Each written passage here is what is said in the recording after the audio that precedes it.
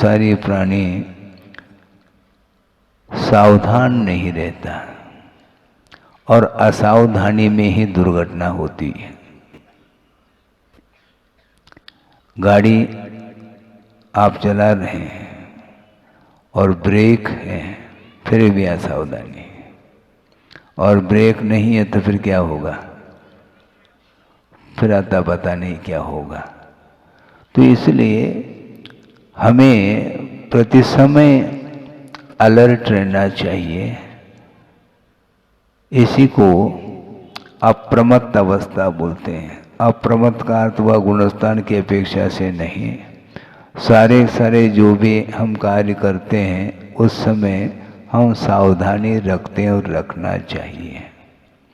और आप लोग बहुत सावधान रखते हैं अपनी रक्षा की अपेक्षा।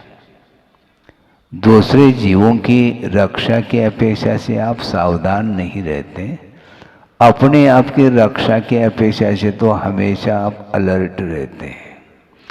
आप मान लो रात में जा रहे हैं तो हाथ में टॉर्च ले रखा है, जीवों को बचाने की अपेक्षा से नहीं। कोई ऐसे जीव जंतु हमारे पैर के नीचे आ जाए और काट जाए तो क्या होगा?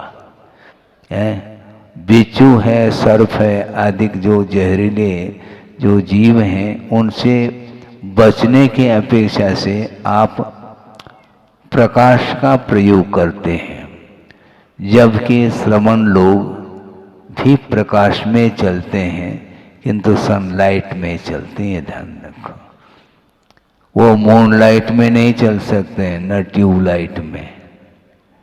वो बिल्कुल सूर्य उदय होने के पश्चात वो चलते हैं, गमन करते हैं। ईर्या समिति के अनुरूप उनकी प्रवृत्ति चलती है। और आप बैठते हैं तो रुमाल के द्वारा जमीन को साफ करते हैं ताकि कपड़े गंदे ना हों। तो सारी क्रियाएं आप कर रहे हैं, लेकिन उद्देश्य भिन्न है। और श्रमण लोग भी उठते हैं बैठते हैं, किंतु संयमोपकरण का उपयोग करके जीवों की विराधना अपने निमित्त से, अपनी चेष्टा से न हो, इसको ध्यान में रखते हैं। इसलिए श्रमण लोग प्रवृत्ति करते समय भी वह स्वाध्याय ही कर रहे हैं।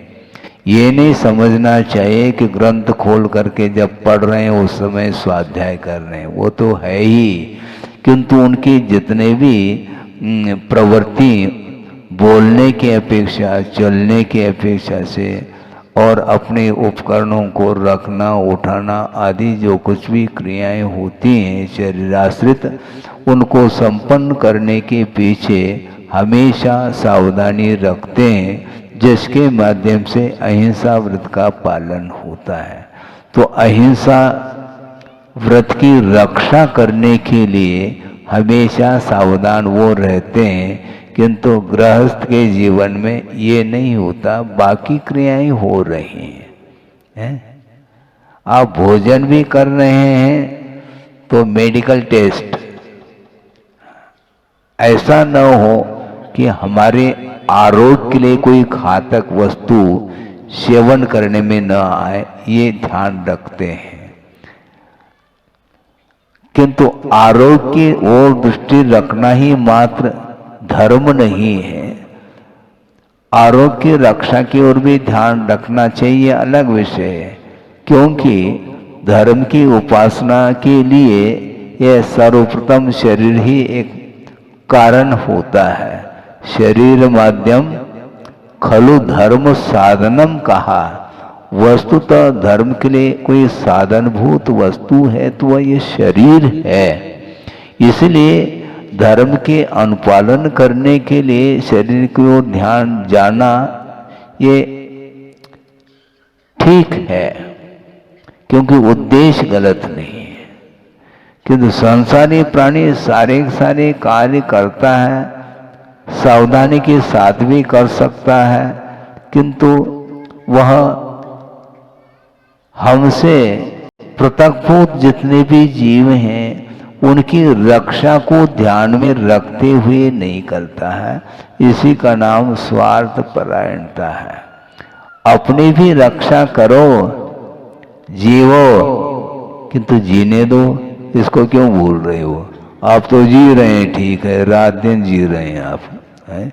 जब तक जीवन है तब तक जिएंगे, किंतु जो जीना चाहता है किंतु उसके लिए अनुकूल वातावरण नहीं है आर्थिक दृष्टि से और अन्य वस्तुओं के अभाव के कारण वह अपना जीवन यापन निश्चिंत होकर के नहीं कर पा रहा है, तो उसकी ओर भी दृष्टि रखने की आवश्यकता है। बिल्कुल ठीक है। जिस प्रकार आप अपने परिवार के पालन पोषण करने के लिए कर्तव्य का अनुपालन करते हैं, दायित्व का वहन करते हैं, उसी प्रकार अड़ोस पड़ोस के जितने भी लोग हैं उनमें उनके जीवन में क्या परिस्थिति आ रही उस ओर ध्यान देना चाहिए और अपनी योग्यता के अनुरूप परोपकार करने का भाव रखना चाहिए। उसके माध्यम से पुण्य का संचय होता है। पुण्य का संचय होता है तो वह फल भी मिलेगा, वैभव भी मिलेगा, भोग्य सामग्री जिसको संपदा बोलते हैं वो मिलेगी संपदा, किंतु उस संपदा का उपयोग नहीं करना। क्योंकि वो संपदा का उपभोग करते हैं तो राग के साथ उपभोग करने वाले उपयोग में वह वस्तु आती है, उसके कारण पुनः बंध प्रारंभ होता है। कर्म बंध जो होता है वह वस्तु को देखने मात्र से बंद नहीं होता है, किंतु उसके प्रति जो राग भाव है वही बंध के लिए कारण है। महाराज हम कैसे बचें संसार से? तो संसार से आप उबे हैं क्या? नहीं, डूब गए महाराज, लेकिन अब क्या, छोड़ नहीं सकते हैं, कोई बाधा नहीं, लेकिन संसार से बचना चाहो तो राग को कम करना आपको पड़ेगा। राग जब तक कम नहीं होगा अनुपात से, तब तक वह भयानक स्थिति रहती है संसारी प्राणी की। तो एक कल की बात मैं रखना चाहता हूँ, एक बात रह गई थी। एक व्यक्ति ने कहा कि महाराज हमें ऐसा आशीर्वाद दे दो हमें स्वर्ग ना मिले। हमने सोचा कि ये पहला ग्राहक है ये, जो स्वर्ग को भी नहीं चाह रहा है। तो हमने पूछा क्यों, आप स्वर्ग क्यों नहीं चाहते? महाराज वहां पर जाएंगे तो भटक जाएंगे वहां पर। बिल्कुल ठीक है। आगम में ये लिखा है कि एक देव के पीछे मिनिमम 32 देवांगनाएं मिलती हैं। हाँ, और वहां जाए मिनिमम 32 है और मैक्सिमम तो करोड़ों की संख्या में है। तो और इसके उपरांत विक्रिया के माध्यम से संख्या और बढ़ती चली जाती है। तो वहां पर जाकर के उस विलासता में महाराज हम भटक जाएंगे तो हम कहाँ जाएंगे? पुनः हमें मनुष्य पर्याय मिलेगी क्या? नहीं मिलेगी, क्योंकि राग पूर्वक उसका उपभोग होगा तो मेरा पतन निश्चित है। इसलिए हम भगवान से प्रार्थना करते हैं और आपके सामने भी भावना रखते हैं कि महाराज हमारे लिए ऐसा आशीर्वाद दे दो हम स्वर्ग का पिंड छूट जाए। किंतु आचार्य कहते हैं ये ध्यान रखो, जो संयम को अंगीकार करता है उसको एकांत रूप से पुण्य का ही संचय होता है, और पुण्य का संचय होता है तो फल तो मिलेगा। फल मिलने के उपरांत उसको ग्रहण करने का भाव नहीं रखना, यह संयम माना जाता है। आसक्ति को कम करिए। हाँ,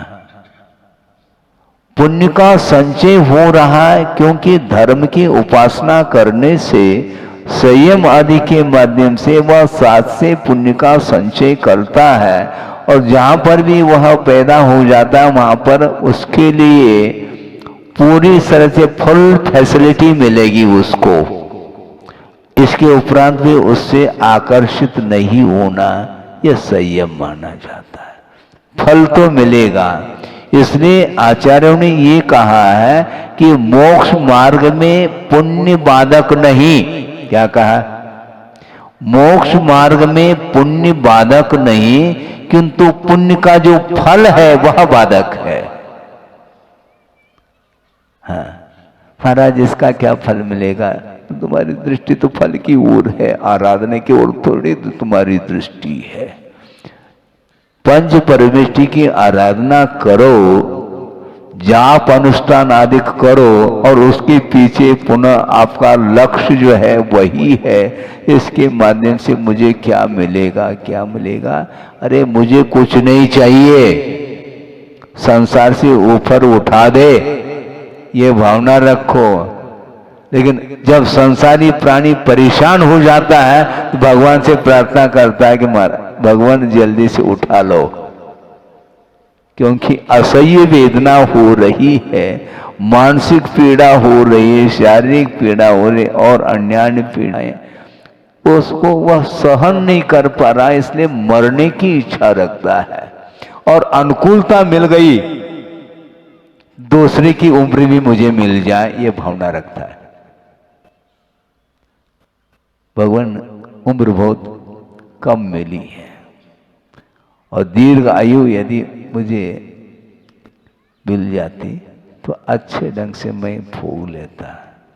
तो यही तो समस्या है कि ये राग के बिना विषयों का उपभोग संभव नहीं है। यदि श्रमण है तो वह उन विषयों का उपभोग करता हुआ भी वह बंध से बच जाता है, क्योंकि वह उपभोग किस लिए कर रहा है यह महत्वपूर्ण है। केवल संयम के अनुपालन करने के लिए उन वस्तुओं का इस्तेमाल करता है, केवल साधन की अपेक्षा से साध्य तक पहुंचाने के लिए वह एक निमित्त है, इसलिए उसका वह सहारा लेता है और आहार आदि क्रिया को संपन्न करके पुनः वह आकर के प्रतिक्रमण प्रायश्चित आदि ले करके वह सामायिक में लीन होता है। यह साधु की प्रवृत्ति है, किंतु गृहस्थ की भूमिका में और की भूख बनी रहती है। तो उनका ये कहना था कि महाराज हमें स्वर्ग नहीं चाहिए। तो आचार्य कहते हैं तो पुण्य के फल से डरो, पुण्य करना छोड़ना नहीं, क्योंकि पुण्य जल है। आप सुन रहे हैं? पुण्य जल है और पाप मल है, और मल को यदि धोना है तो पुण्य रूपी जल के माध्यम से ही पाप रूपी मल को धोया जा सकता है। ये पाप को समाप्त करने की जो प्रक्रिया है ये बहुत अनूठी प्रक्रिया है। इसलिए भूल करके भी पुण्य करना छोड़ना नहीं, किंतु पुण्य का जो फल मिलता है उससे दूर रहो। जलते भिन्न कमल है, वह कमल जल में ही रहता है किंतु उससे पृथक है वो। उसी प्रकार आपके पास संपदा है किंतु उससे चिपकना नहीं, उसका सदुपयोग करो, फिर वह बढ़ेगा। बड़े इस भावना के साथ नहीं, किंतु आप उदारता के साथ धार्मिक क्षेत्र में आप उसका सदुपयोग करते हैं, एक दूसरे के उपकार की दृष्टि से उस वित्त का आप उपयोग करते हैं, तो निश्चित रूप से, क्योंकि वित्त का जो उपार्जन होता है उसमें पाप होता है और उसको धोना है। तो धोना है तो कैसे धोएंगे? है? उपयोग, सदुपयोग करो। यदि सदुपयोग नहीं करेंगे तो वो अर्जित जो भी धन है वह सारा सारा वैश्विक क्षेत्र में ही वो उपयोग में आएगा, विषयों में ही वह लग जाएगा। पानी के समान वह उस धन को बहाता है संसारी प्राणी। और धार्मिक क्षेत्र में कुछ मान लो दान आदि करना है तो उसमें उसको पसीना आता है पौष के महीने में। समस्या ये हो रही है? बहुत कठिन काम है ये।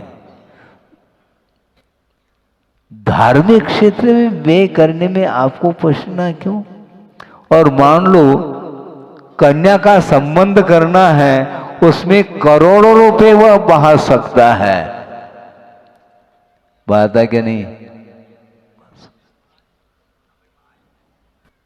इसको राग के क्षेत्र में वह अनाप शनाप पैसा खर्च करता है, किंतु धर्म के प्रति रुचि नहीं।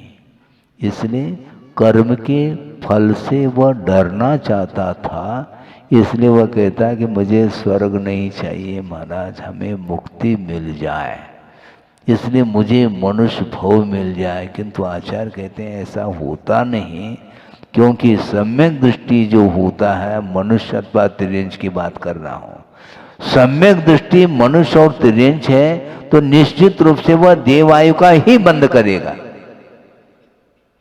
और सम्यक दृष्टि नारकी और देव है वह नियम से मनुष्य का बंद करेगा। ये सिद्धांत है। इसलिए स्वर्ग से डरो नहीं, किंतु स्वर्ग में डरे नहीं रहो।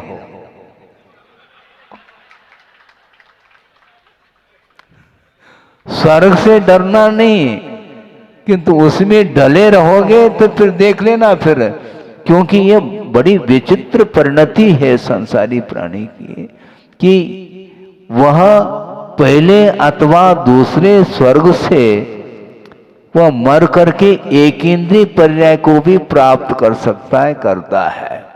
ऐसा क्यों होता है? आसक्ति के साथ वह भोग कर रहा है, इसलिए वह एक इंद्रिय का बंद करता है। कहाँ तो देव पर्याय है, वहां पर शारीरिक कोई भी रतिवर भी दुख नहीं, किंतु वह जो विलासता है वह एक दिन छूटेगा, वह विलासता छूटेगी। और मिथ्या दृष्टि जो होता है, ये अवसान होने के पहले 6 महीने पहले जब माला मुरझाती है तो वह आर ध्यान में डूबा हुआ रहता है। अरे ये सागरोम आयु तक हमने इसको उसको भोगा है, अब ये छूट रहा है और कहाँ पर जाऊंगा।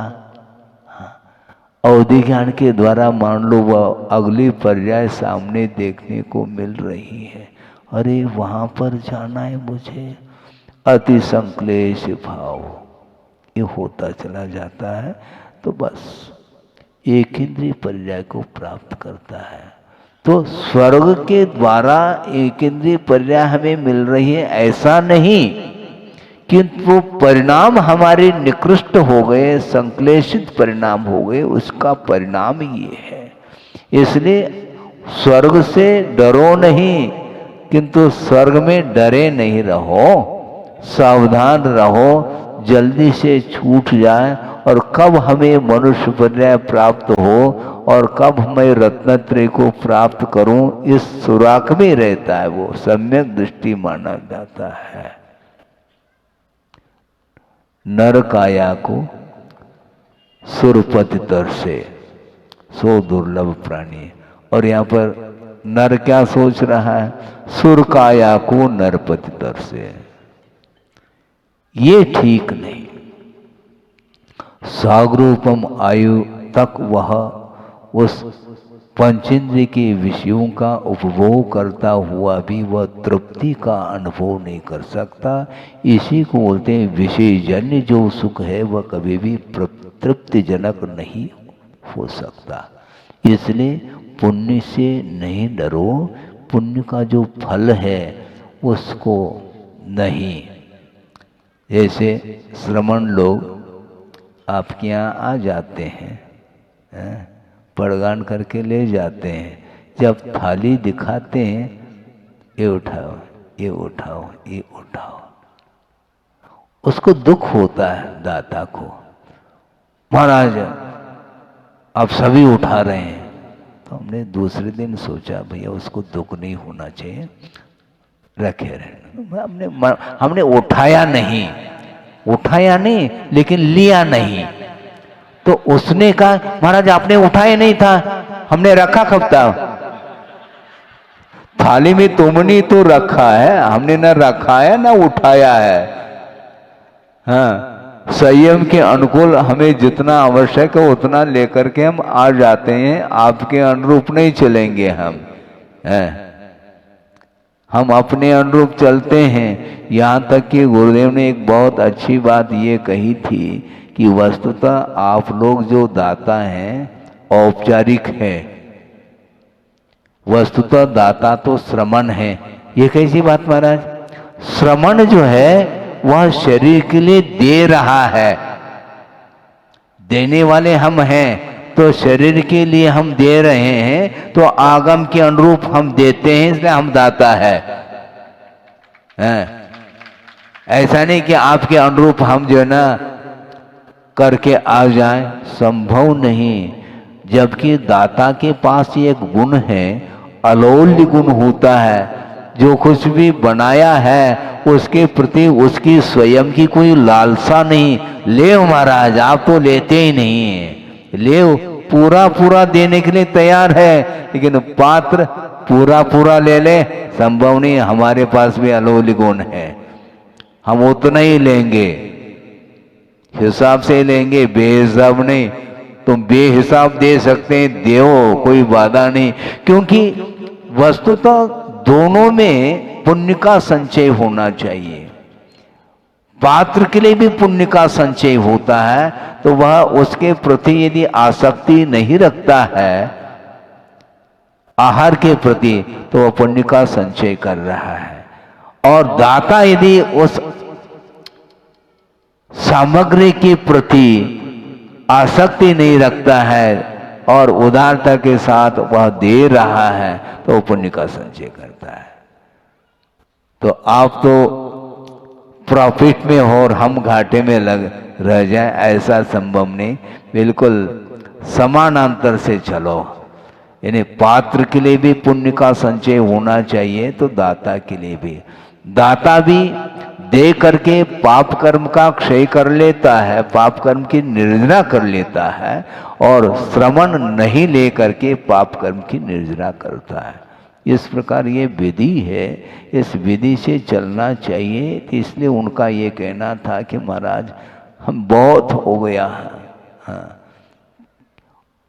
कब से मैं आ रहा हूँ, कहाँ जाना है मुझे, इस प्रकार उसके मन में बार बार भाव आ रहा है। इसलिए विषय मुझे रुच नहीं रहे हैं, ऐसे मुझे पर्याय मिले, हाँ, मैं गरीब कुल में पैदा हो जाऊं, हाँ, ताकि हमारा दिमाग ठिकाने पर रहे। क्योंकि जितनी विलासता मिलती जाएगी तो वह उसमें डूबता चला जाता है, भगवान को भी भूल जाता है। कल परसों भी हमने बात कही, जब संकट में पड़ जाता है,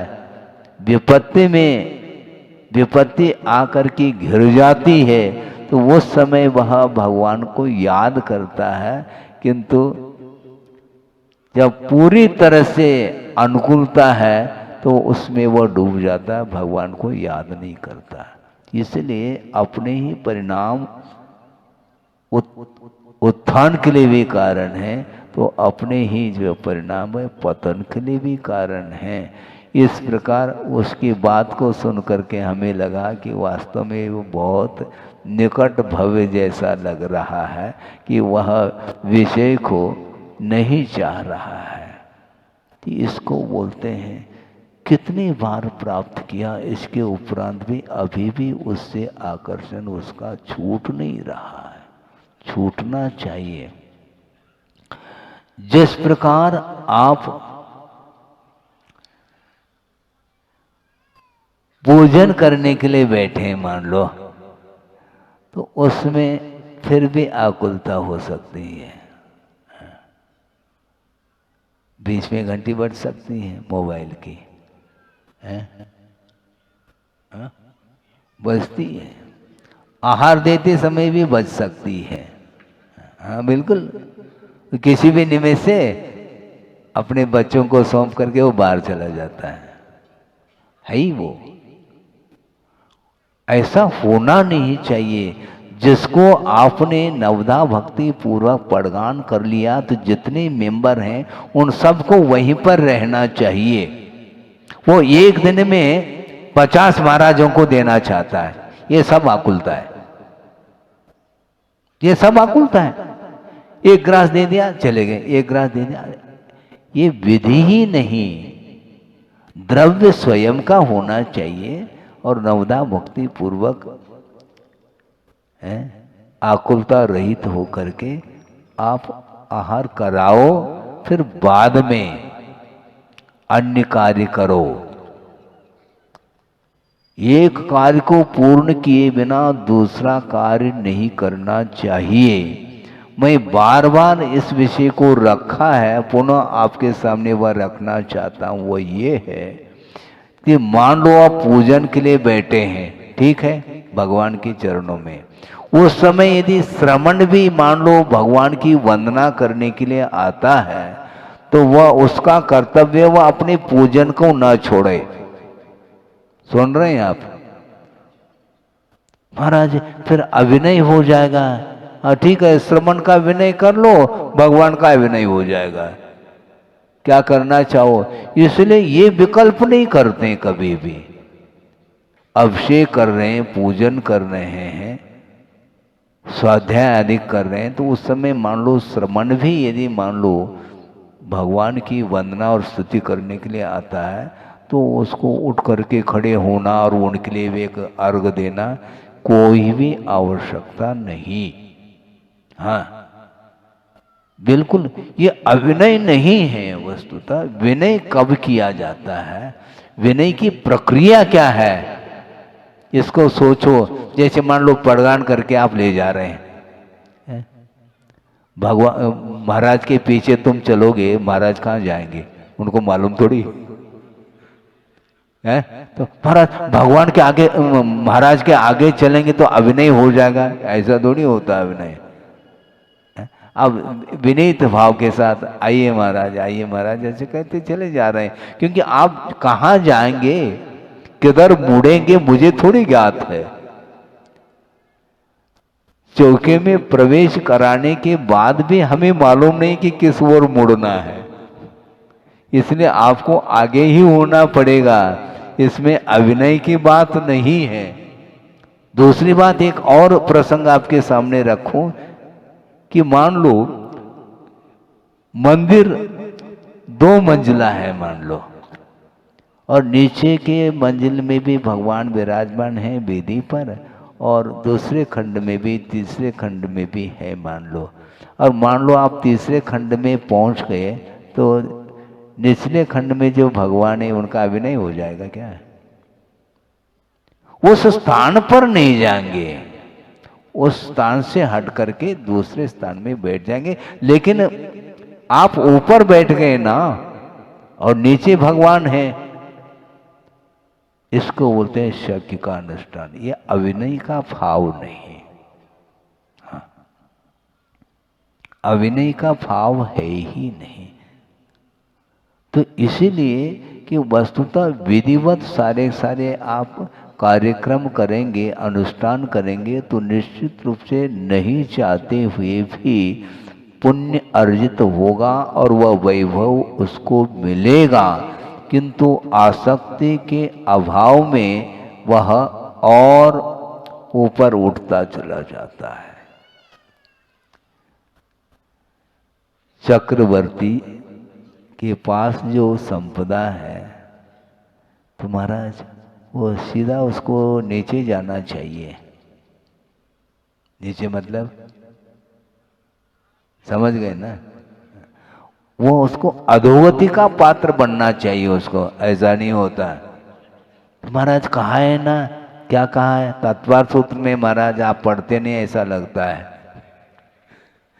क्या लिखा है? बहुआरंभ परिग्रहत्वम नारकस्य आयुष। बहुत आरंभ और बहुत परिग्रह संचय करने वाला वह नरकाय का बंद करता है। तो चक्रवर्ती के पास जो संपदा है वह संपदा किसी के पास नहीं है, इसलिए उसको नरक ही जाना चाहिए, ऐसा नहीं, क्योंकि उसने कमाया नहीं है, ध्यान रखो। पूर्व भव में जो उसने रत्नत्रय की आराधना की है, धर्म की उपासना की है, निरपेक्ष भाव के साथ परिचय उपसर्ग आ जाए तो भी वह अपने रत्नत्रय को नहीं छोड़ता, और मोक्ष की प्राप्ति के लिए, कर्म निर्जरा के लिए, कर्म क्षय के लिए उसने धर्म की आराधना की है, फलस्वरूप यह पद मिला है। ऐसा थोड़ी मुझे मिल जाए तो मिल जाए, ऐसा नहीं होता है। इसलिए उसको ये वैभव मिला है। और यहाँ तक कि आचार्य कहते हैं जो 7 से पुण्य है वो उपभोग करने के उपरांत भी पुण्य क्षीण नहीं होता। रत्नत्रय की उपासना करने से उसको वहां इंद्र पद मिला और सागरोपम आयु तक उसका उपभोग किया है, और इसके उपरांत भी उसका पुण्य क्षीण नहीं हुआ। यहां आकर के चक्रवर्ती अथवा तीर्थंकर पद प्राप्त हो रहा है। हमें भी मिल जाए, ये मांग करने वाले को कुछ नहीं मिलना है। ये मांगने की जो आदत है इसको छोड़ो। मांगते क्यों? मांगने वाला भिखारी माना जाता है। ये जो मांग रहा उसको भिखारी, और इनडायरेक्ट मांग है। कोई डायरेक्ट मांग रहा है मुझे कुछ मिल जाए दीनहीन होकर के, और आपकी मांग अलग होती है। आप दिमाग का उपयोग करते हैं, उसके पास वो है नहीं, तो मांगो क्यों? मांगने से गुरुदेव का ये कहना था कि विश्वास में कमी आती है। धर्म के ऊपर विश्वास रखो, नहीं चाहते हुए भी वह संपदा मिलेगी। इसलिए चाहो नहीं और सम्यक दृष्टि नहीं चाहता, नहीं चाहना चाहिए। बात बात पर वह आदत। एक प्रसंग सुनाई दूं आपके लिए। 5 मिनट बचा है केवल 10 बजने में। आज सही कल जो है ना 20 मिनट का अंतर आया था, हमने आज भूल नहीं करेंगे हम। हाँ, इसलिए 5 मिनट में वह प्रसंग आपके सामने सुना रहा हूं कि मांगने की आदत छूटती नहीं। एक भिखारी है, सुनो, एक भिखारी है, वो द्वार द्वार जा रहा है और दीनहीन होकर के मांग रहा है। और मांगने के उपरांत हुआ क्या, एक दिन उसके लिए दे दिया। क्या दे दिया? उदारता के साथ दे दिया 100 रुपए। अब 100 रुपए दे दे तो अच्छी बात है। फिर वह मांगने के लिए जा रहा है, और आदत है उसकी, पुरुषार्थ अर्थ पुरुषार्थ करने की आदत है ही नहीं, मांग रहा है। तो किसी ने कहा कि भैया तुम मांग क्यों रहे हो? इतना तुम्हारे पास पैसा मिला है तो इसके माध्यम से तुम पुरुषार्थ करो ना। आदत नहीं है ना। तो उसने क्या कहा, एक व्यक्ति ने भिखारी को, तुम्हारे पास 100 रुपए का नोट है, ठीक है, तुम यदि मान लो इसमें लॉटरी टिकट खरीदते हो और उसमें यदि मान लो तुम्हें लॉटरी में कार मिल जाए तो तुम क्या करोगे? कार में बैठ करके भीख मांगूंगा। आदत नहीं छूटती उसकी। उस कार के माध्यम से और भी अच्छे ढंग से कमाई का वह साधन वह बन सकती है कार, लेकिन नहीं है। इसको बोलते हैं प्रकृति, तासीर, मांगने की आदत। इसलिए आचार्य कहते हैं मांगो नहीं, मिलने के उपरांत में मुझे नहीं चाहिए, यह भाव रखना चाहिए। रखो, हाँ, जहर का काम करेगा वो। इसलिए ये सुख नहीं बल्कि एक प्रकार से वेदना का प्रतिकार मात्र है। सुख नहीं, जो भूख लगी है, जो वेदना हो रही है, उसको दूर करने के लिए एकमात्र वह निमित्त है। उसके माध्यम से सुख मिलना ही नहीं। घंटे 2 घंटे के बाद पुनः खाली हो गया, पुनः खाओ, ये चलेगा ये। इसीलिए इसकी इच्छा नहीं होनी चाहिए। आत्मिक सुख को प्राप्त करने के लिए वस्तु का क्या स्वरूप है उस ओर ध्यान देंगे तो निश्चित रूप से पर वस्तु के प्रति जो विपरीत धारणाएं बनी हुई हैं वह दूर हो सकती हैं। इसलिए उस व्यक्ति ने कहा कि महाराज हमें गरीब कुल में हम पैदा हो जाएं, ताकि कम से कम धर्म की उपासना कर सकें, क्योंकि संपन्नता हमें मिलेगी तो भगवान को भी भूल सकते हैं। इसलिए भव भव में भगवान भूलने में न आए, इस प्रकार का उसका भाव था। उस समय कल रखना था, समय हो चुका था तो आज रख लिया। तो वस्तुतः ये जो पर्याय मिली है आप लोगों के लिए, ये धर्म की उपासना करने के लिए ये योग्य पर्याय है। वस्तुतः मुक्ति यदि मिलेगी किस पर्याय से मिलेगी? मनुष्य पर्याय से ही मुक्ति मिलेगी, और उसमें भी भोग भूमि से नहीं मिलेगी। कर्म भूमि का मनुष्य होना चाहिए, और उसमें भी जो पुरुष होगा उसी को मुक्ति मिलेगी। अब महिला वर्ग को टेंशन आ सकता है। सुनो, टेंशन नहीं पालो, क्योंकि पंचम काल में न पुरुष को मुक्ति है न महिला को। घबराओ नहीं, मुक्ति जो मिलेगी वह पुरुष पर्याय से मिलेगी, किंतु पंचम काल में कोई को नहीं मिलेगी। हाँ, अब तो थोड़ी तसल्ली मिल गई। भारी टेंशन है। टेंशन क्यों पर? क्योंकि ये जो पर्याय मिली है इसके पीछे भी कर्म ही है। प्रत्येक पर्याय के लिए कर्म सिद्धांत लगा हुआ है। इसलिए ऐसे परिणाम करो जिस परिणाम के द्वारा स्त्री पर्याय प्राप्त न हो। स्वाध्याय करो, उसमें लिखा है कौन कौन से पर्यायों से, कौन कौन से परिणाम से कौन कौन के कर्मों का बंध होता है। ये 6ठा अध्याय है, 6ठा हुआ, उसको अच्छे से गौर से पढ़ो और उन परिणाम से बचो, तो निश्चित रूप से पुरुष पर्याय मिलेगी। और जो पुरुष होकर के मैं देखो वो अहंकार करता है तो पुनः डिमोशन हो सकता है, प्रमोशन नहीं होगा। यदि दुरुपयोग करता है तो निश्चित रूप से उसका पतन हो सकता है। पतन से यदि बचना है तो निश्चित रूप से मोक्ष मार्ग के साधन सामग्री का सदुपयोग करते हुए हम सावधानी के साथ प्रभु की आराधना करते चले जाएंगे तो निश्चित रूप से प्रभु बनने में देर नहीं लग सकती। सब लोगों को जल्दी से जल्दी मोक्ष प्राप्त हो, इस पवित्र भावना के साथ अहिंसा परमो धर्म की जय।